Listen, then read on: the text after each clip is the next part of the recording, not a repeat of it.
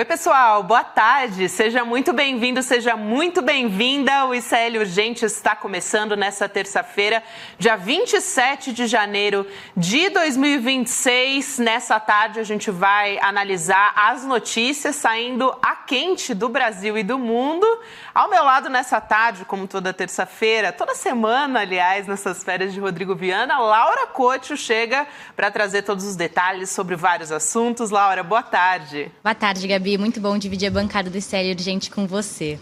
Boa tarde também para você que está nos assistindo pelos canais do Instituto Conhecimento e Liberta, Eduardo Moreira no YouTube, e também pelos nossos canais parceiros. Gente, aproveita, deixa o seu like, se inscreve no nosso canal e comenta de onde você está assistindo o ICL Urgente. Vamos lá, Gabi? Vamos lá, Laura. Vamos aproveitar, já se acomoda aí na sua cadeira, onde você está nesse momento, de repente até no transporte público, porque vamos abrir já este programa, este ICL Urgente, falando de notícia internacional, falando da gangue da paz do Donald Trump, a primeira resolução do chamado Conselho da Paz, criado pelo Donald Trump, é para ter um controle absoluto, pessoal, sobre Gaza, sem monitoramento externo e sem envolvimento, claro, de qualquer autoridade palestina. Quem é que está surpreso com isso? Manchete do nosso site, porque essa informação é exclusiva do nosso colunista e repórter Jamil Chad, que cobre e traz detalhes a respeito disso todos os dias aqui no ICL.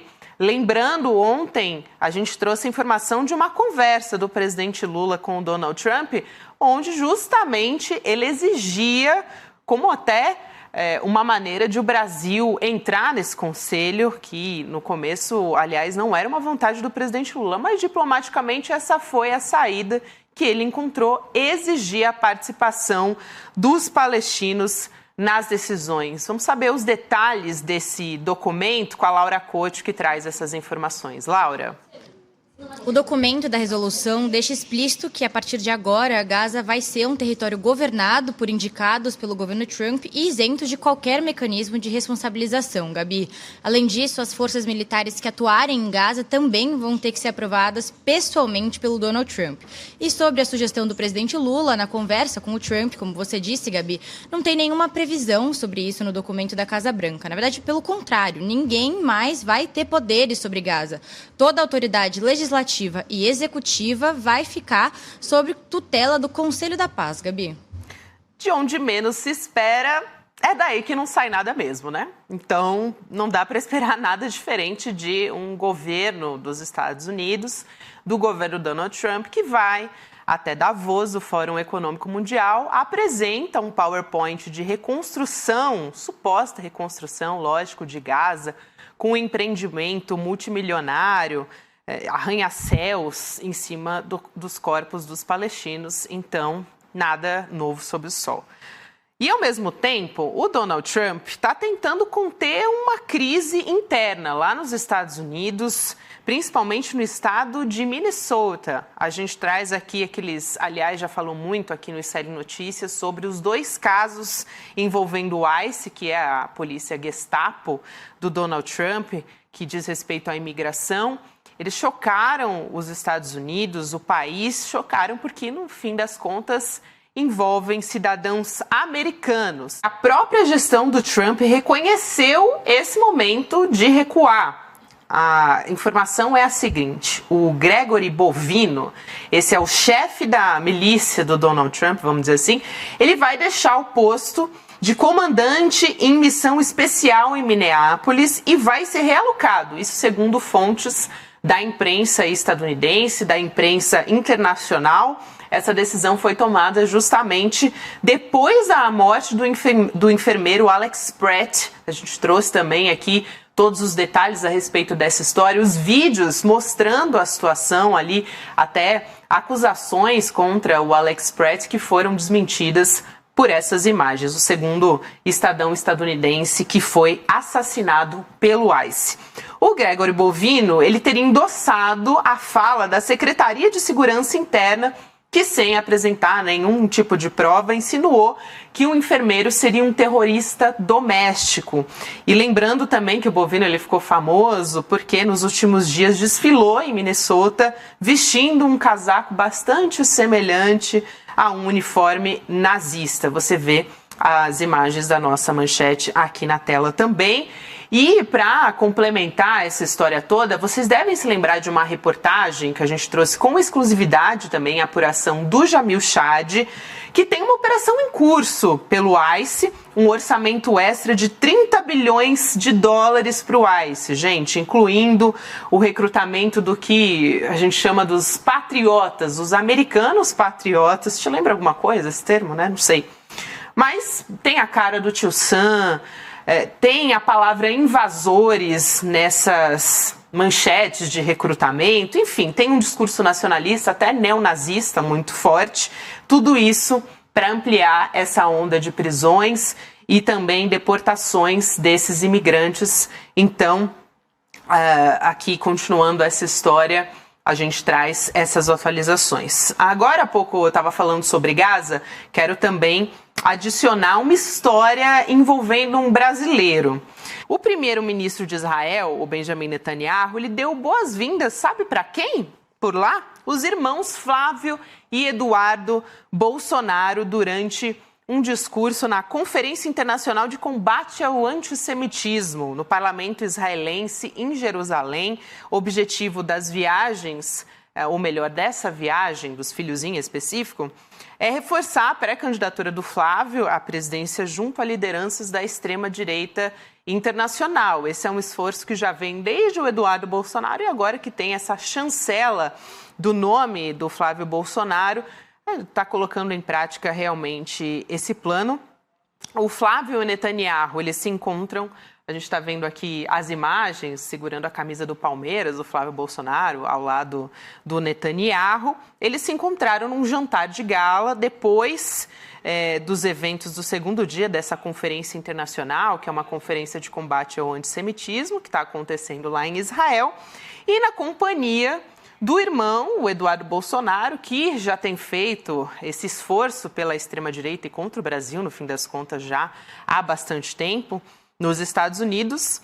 Ele diz que se comprometeu a transferir a embaixada brasileira em Israel de Tel Aviv para Jerusalém. Isso era um esforço do Jair Bolsonaro. Então, ele está tentando dar continuidade a esse trabalho, se é que dá para chamar de trabalho. Mas nessa conferência sobre o antissemitismo, o Flávio deu uma demonstração do sangue Bolsonaro, vamos dizer assim, que está correndo nas veias. Porque nesse discurso ele chamou o presidente Lula de antissemita. O Flávio, que é candidato à presidência, ou melhor, pré-candidato, né? E ainda sobrou também para o assessor especial do presidente da República, o Celso Amorim. A gente tem as imagens dessa fala, vamos assistir. Let me be very clear. Lula is anti-Semitic. This is not a slogan. This is not exaggeration. This is based on his ideas, his advisors, his words, and his actions. The main designer of Lula's international policy, his top advisor, Celso Amorim, wrote the preface of a book that praises Hamas and present it as a normal political group. Eu quero trazer uma contextualização sobre essa fala do senador, que o presidente Lula, o governo Lula, foi um dos primeiros a não se calar diante do que está acontecendo em Gaza, dessa matança acontecendo em Gaza, e dando o nome ao que realmente está acontecendo, não chamando de guerra e sim de genocídio. Aliás, no começo ele foi muito criticado, mas depois outras nações adotaram essa mesma postura, a própria ONU. Lembrando aqui, pegando aqui o histórico dessas relações diplomáticas, que Israel chegou a rebaixar as relações diplomáticas com o Brasil, porque o governo Lula teve essa coragem de se posicionar enquanto boa parte do mundo estava calado, e por isso Netanyahu declarou que o Lula era persona non grata. Ao mesmo tempo, o Brasil retirou o seu embaixador de Israel. Essa posição está vaga até hoje, e isso nada tem a ver com o antissemitismo, né, gente? Sendo bem clara que o Brasil escolheu ficar do lado da história de quem não se calou diante de um genocídio.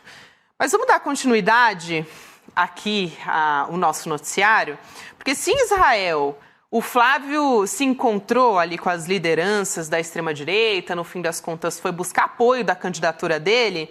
Aqui no Brasil, onde realmente importa ter apoio, porque é onde vai ter eleição, não está muito fácil.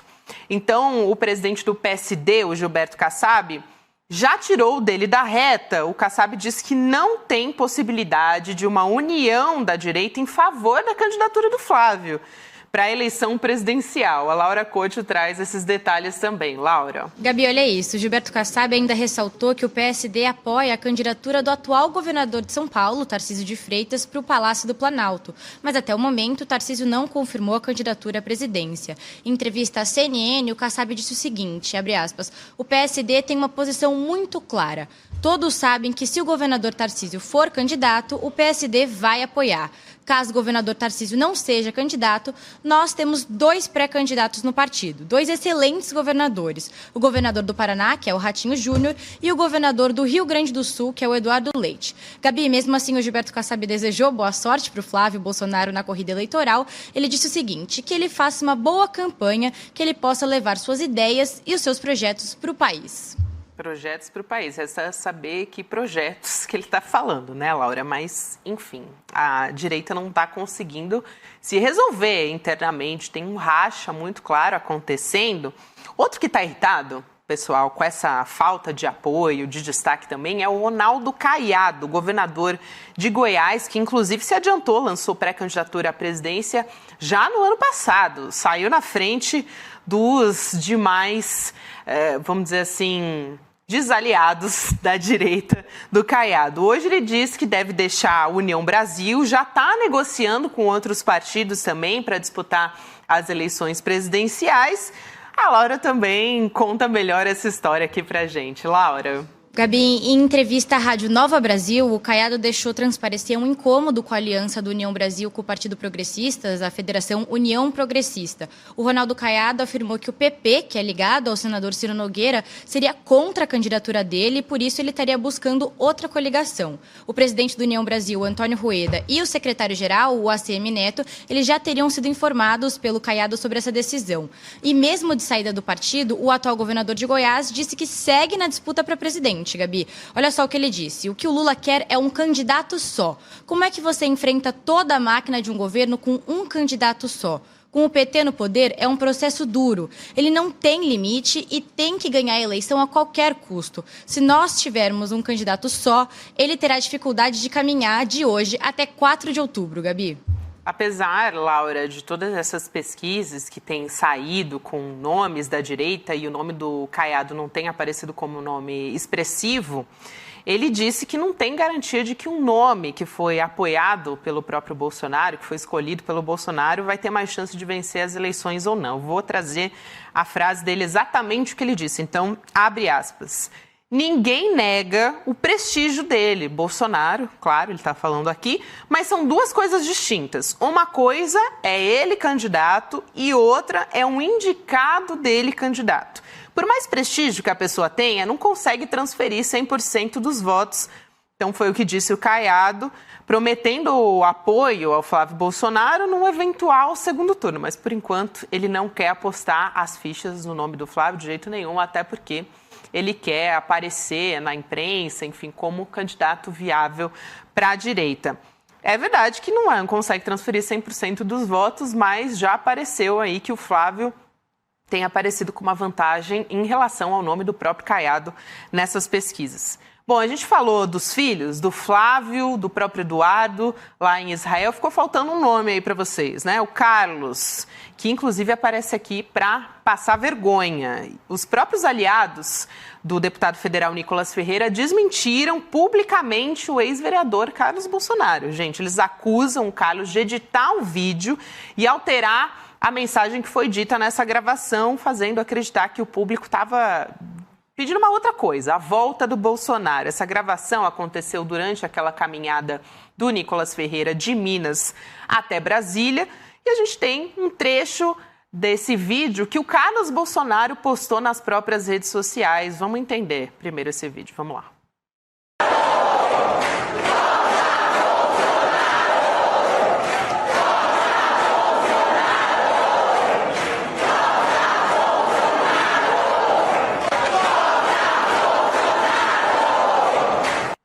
Eu disse, vamos entender esse vídeo, mas talvez não tenha ficado tão fácil de entender assim, né? Parece aquele CD da Xuxa que foi colocado ao contrário. Eles estão falando, volta Bolsonaro, é isso que está sendo no vídeo.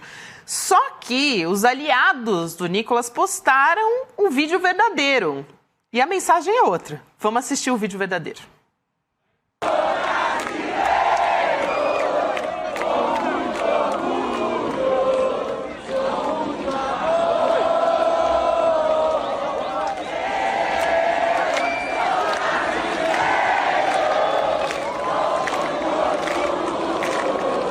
Não era bem a volta do Bolsonaro que eles estavam pedindo, né? Então o clima ficou tenso entre os brothers, guerra de narrativa entre os brothers, na verdade. Aliás, eu falei do Nicolas Ferreira e da manifestação. Tem novidade nessa história também que a Laura vai trazer pra gente. Gabi, 4 pessoas seguem internadas em hospitais do Distrito Federal depois de terem sido atingidas por um raio durante o ato promovido pelo deputado federal Nicolas Ferreira. O evento, no último domingo, marcou o fim da caminhada que o parlamentar fez de Minas Gerais até Brasília. E uma dessas 4 pessoas é uma mulher que está internada na UTI, no setor de tratamento de queimados, Gabi. Já um adolescente que sofreu graves queimaduras e teve as costas rasgadas pelo raio, teve alta hoje à tarde. Ao todo, 89 pessoas ficaram feridas com a queda do raio e 47 foram levadas para tratamento médico e atendimento médico, apresentando sintomas como queimaduras, taquicardia e hipotermia. E em entrevista, o Nicolas Ferreira disse que a queda do raio não foi fruto de uma irresponsabilidade dele, mesmo tendo interrompido o evento com a forte tempestade que caía ali em Brasília, Gabi.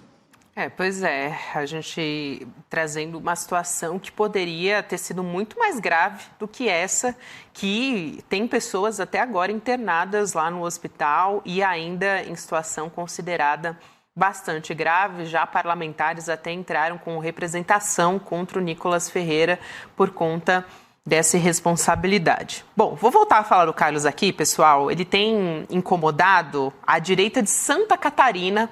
Já falamos disso, né, com a candidatura dele ao Senado. Fato é que ele chegou assim, do nada, e ocupou uma das vagas da disputa, obrigou o Centrão de Santa Catarina a se decidir entre a Carol Detone, do PL, e o Espiridião Amin, do PP, para essa cadeira restante. Então, esse tiro pode ter saído pela culatra, segundo aqui a reportagem, a manchete que a gente tem do UOL. O Centrão está vendo traição e se une contra o PL em Santa Catarina depois do racha por Carlos Bolsonaro. Então, o Centrão se unindo contra o PL em Santa Catarina, o MDB reuniu o diretório estadual, anunciou a saída da gestão do governador Jorginho Melo, que é do PL, o bolsonarista governador, que vai tentar a reeleição, e o partido está à frente de quase metade das cidades catarinenses. Também sobre os detalhes dessa história, sobre os meandros políticos, a Laura traz mais detalhes.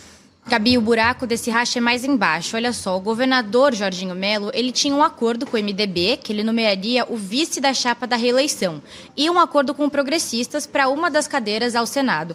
Mas com a chegada do Carlos Bolsonaro, o jogo todo mudou. E na semana passada, inclusive, o governador Jorginho Melo anunciou que o Adriano Silva, do Partido Novo, ficaria com o lugar de vice, ou seja, escanteando o MDB. E o Progressistas também perdeu a prioridade da vaga ao Senado com o Carlos. Nos bastidores, o MDB está se articulando para apoiar agora a candidatura do João Rodrigues, que é o atual prefeito de Chapecó, e também ele é candidato ao governo de Santa Catarina. O João Rodrigues é do PSD e considerado a principal ameaça à reeleição do Jorginho Melo, Gabi. Laura, resumindo essa história, o plano do MDB é o seguinte, é de fechar com o PSD do Kassab, e assim eles têm mais força para indicar uma dessas vagas para o Senado, e nesse caso colocando o Espiridião Amin, do Progressistas, que foi excluído do palanque do atual governador Jorginho Melo. Olhando para o lado progressista dessa história, pessoal, o presidente Lula, lógico que está de olho nessas eleições de outubro, não na sua própria reeleição, que eu estou falando, mas nas eleições regionais. O presidente Lula escolheu o Olavo Noleto, atual secretário executivo do Conselhão, o Conselho de Desenvolvimento Econômico e Social, como futuro ministro que vai assumir o posto da Gleisi Hoffmann nas relações institucionais. A Gleisi vai deixar o governo para concorrer, disputar uma vaga no Senado, no Paraná, um cenário também que não é exatamente fácil, então tem que ter uma candidatura ali, uma união forte para concorrer. E antes de chefiar o Conselhão, o Noleto ele foi secretário quando o Alexandre Padilha era ministro. Virar a página aqui, pessoal, para trazer atualizações no caso Master. Muita coisa nova nessa história. O Alexandre de Moraes, agora na mansão do Vorcaro, o dono do Banco Master, o ministro do STF, esteve nessa mansão do Vorcaro, que fica em Brasília, pelo menos 2 vezes, e foi na casa dele que o Moraes conheceu o então presidente do BRB, o Paulo Henrique Costa. Laura, com essa história. Gabi, o caso Master pode estar espirrando em muita gente importante. Segundo o portal Metrópolis, 4 pessoas teriam presenciado o encontro entre o Moraes, o Paulo Henrique Costa e o Vorcaro na mansão do empresário em Brasília. E ao chegar no local, o então chefe do BRB teria sido apresentado ao Moraes, que estava em um ambiente reservado na mansão.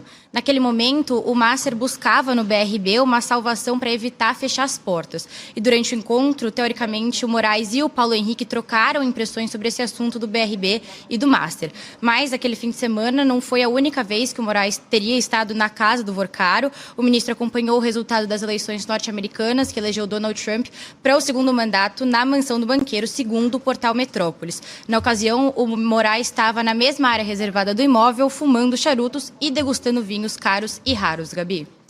Laura, o Alexandre de Moraes pessoalmente não comentou esse assunto, mas a Secretaria de Comunicação do STF lançou uma nota, olha isso, vou abrir aspas aqui.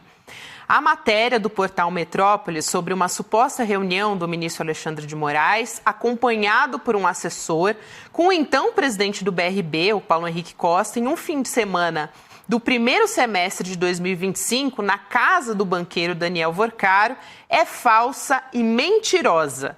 Essa reunião não ocorreu e, lamentavelmente, segue um padrão criminoso de ataques desqualificados contra os integrantes do Supremo Tribunal Federal. Até agora, o nome do Alexandre de Moraes não tinha aparecido diretamente na história, só naquela reunião com o Galípolo, o presidente do Banco Central, citando o Master, uma coisa que foi já esclarecida pelo próprio Alexandre de Moraes. O que existia até agora era aquela história envolvendo o escritório da Viviane, a esposa do Alexandre de Moraes, sendo contratada pelo banco por salários multimilionários. Aliás, já a gente vai falar sobre um outro escritório envolvido com esse caso. Calma aí, vamos continuar no caso do escândalo, mas trazendo uma outra vertente dessa história. A Polícia Federal desmarcou os depoimentos de Augusto Ferreira Lima, o ex-sócio do Daniel Vorcaro, e outros 2 investigados também no inquérito sobre as suspeitas de fraude na tentativa de venda do Master para o BRB. Aqui a manchete na tela, essas defesas alegaram para a Polícia Federal que não tiveram acesso ao teor da investigação. Um outro diretor, o Luiz Antônio Bull, depois virtualmente já, por 40 minutos, ele já tinha se colocado à disposição para depor desde a época que ele foi preso, isso aconteceu em novembro, na primeira fase da Compliance Zero, e atualmente ele está sendo monitorado por tornozeleira eletrônica. Agora, Laura, parece que essa novela do Master ganhou mais um personagem importante nessa história. Gabi, o escolhido da vez foi o ex-ministro da Justiça, Ricardo Lewandowski. Isso porque, segundo a apuração também do portal Metrópolis, o escritório de advocacia da família do Lewandowski foi contratado pelo Banco Master entre 2023 e agosto de 2025, sendo que de fevereiro de 2024 a janeiro desse ano, o Lewandowski ocupou o posto de ministro da Justiça do governo Lula. Ou seja, o contrato com o Master continuou mesmo depois dele assumir a pasta. O contrato de consultoria jurídica era no valor de R$250 mil mensais e teria rendido em torno de R$6,5 milhões ao escritório da família do Lewandowski. O site Metrópolis também diz que a contratação do Lewandowski atendeu a um pedido do líder do governo no Senado, o Jacques Wagner, do PT da Bahia. O próprio Jacques Wagner confirmou ter feito essa indicação, Gabi. Laura, tem um problema nisso tudo, que é o seguinte: em nota encaminhada à Folha de São Paulo, a assessoria do Lewandowski disse que, ao ser convidado pelo presidente Lula para assumir o ministério em janeiro de 2024, o Lewandowski retirou-se do escritório, deixando de atuar em todos os casos. Mas, para a CNN, os auxiliares do presidente Lula negaram que eles tinham conhecimento prévio sobre esse contrato que foi firmado pelo Lewandowski e o Banco Master. Também, além disso, a existência desse contrato entre o Master e o ex-ministro da Justiça é apontado pelos integrantes do governo como um dos motivos que teria apressado Lewandowski de deixar a pasta, o pedido de demissão do Ricardo Lewandowski. Outro pronunciamento envolve o presidente do Supremo Tribunal Federal, o Edson Fachin. Ele disse em entrevista ao jornal O Globo que não vai ficar de braços cruzados se ele tiver que avaliar questionamentos sobre o caso do Master. Vamos entender essa história? Essa investigação está sob a relatoria do ministro Dias Toffoli, que é alvo de pedido de suspeição feito por parlamentares também. Vamos ver aqui na tela o que disse o presidente do STF ao jornal O Globo. Como presidente do tribunal, não posso antecipar juízo sobre circunstâncias que eventualmente serão apreciadas pelo colegiado. Parte do que foi mencionado envolve atos não jurisdicionais, mas uma coisa é certa, quando for necessário atuar, eu não vou cruzar os braços, doa a quem doer. Foi o posicionamento aqui do ministro Edson Fachin, presidente do Supremo Tribunal Federal, sobre essa história. E rapidamente, aqui, a gente já está quase chegando ali no final do ICL Urgente, eu queria trazer um posicionamento aqui, um trechinho, um gostinho, na verdade, daquela pesquisa sobre o que pensam os brasileiros, que foi encomendada pelo ICL, ouviu mais de 10 mil pessoas no Brasil inteiro, tem resultados, recortes sobre segurança pública, sobre educação, empreendedorismo, corrupção, enfim.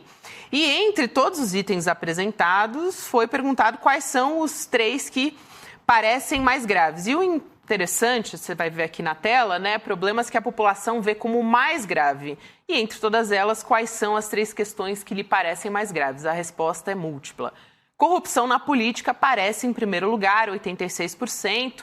Roubos e furtos contra cidadãos trabalhadores, 53%. Preço alto dos alimentos, 47%. É até interessante se a gente olhar aqui, pessoal, porque preço dos alimentos no primeiro semestre do ano passado era a principal preocupação do governo Lula e depois, com uma melhora, com uma estabilidade no preço dos alimentos, o que mudou e o que se colocou foi a questão da segurança pública, principalmente depois daquela operação que foi a mais letal da história do Rio de Janeiro, levantou essa discussão e agora, com toda certeza, isso aponta também a pesquisa realizada pelo ICL, a principal preocupação dos brasileiros é com a segurança pública, mas a corrupção aparece aqui em primeiro lugar e muitas vezes a justificativa é que isso também afeta setores como a educação, a saúde, que poderiam ter verbas direcionadas para lá. E até aproveito que eu trouxe esse dado aqui na tela para te chamar para assinar a nossa revista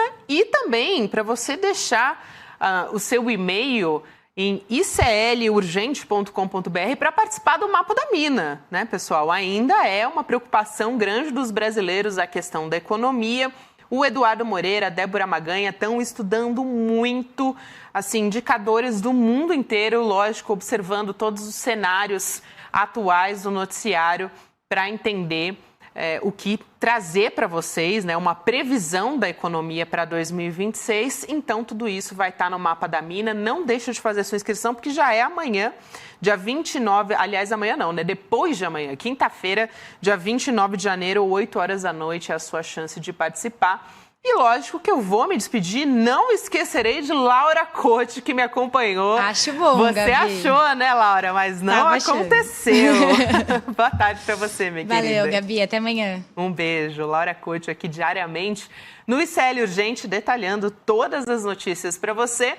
Agora, a gente fica na companhia do N2 com a Roberta Garcia, Chico Sá e todo o nosso grande elenco. Amanhã estaremos de volta, pessoal. Boa tarde para todo mundo.